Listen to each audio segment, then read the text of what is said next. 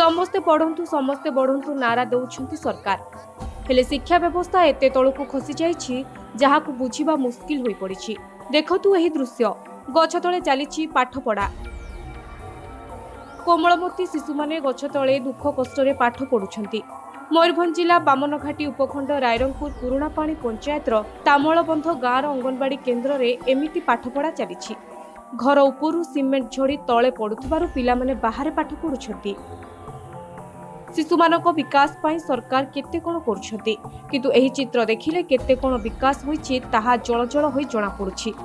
गाँव रे थिबा अंगनवाड़ीटी संपूर्ण क्षतिग्रस्त हेबारु पिलामाने खोला आकाश तले पाठ पढ़ुछंती। रायरंगपुर बीडीओ सीडीपीओ को लिखित अभियोग कले मध्य एथिप्रति केही ध्यान देउनथबा कहिछंती आशा दीदी और ग्रामवासी। सेपटे सीडीपीओ को एही घटना बाबद रे पचारिबारु खूब शीघ्र अंगनवाड़ी तैयारी कराजिबो बोली से प्रतिश्रुति दैछंती।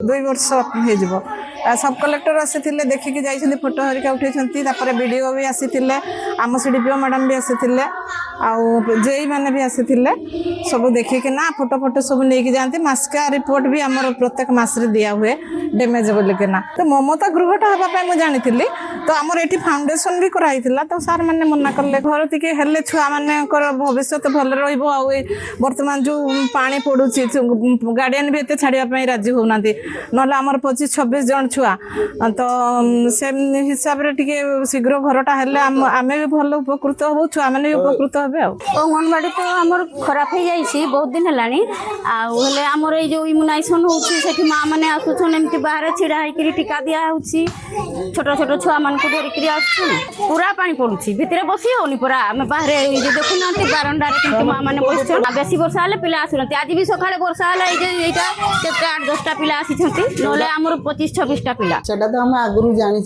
जराशीर्ण अवस्था अच्छी बोली तो आज जॉइंट विजिट एटिकार वीडियो मैडम आमु सांगरे जाइथिलु ताको स्थानांतरित करने गाँ लोक को भेटिलु अंगनवाड़ी वर्कर को भेटिलु एवं स्थानांतरित करने आम तांको भी 2 दिन भीतर टाइम दे के आसचु सेठी तांकर गोटे क्लब घर अच्छी से क्लब घर को अंगनवाड़ी कर्मी 2 दिन भीतर पिला शिफ्ट कराइबा।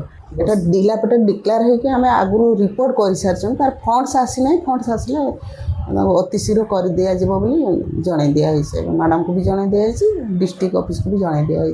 ब्यूरो रिपोर्ट ओडिशा संवाद।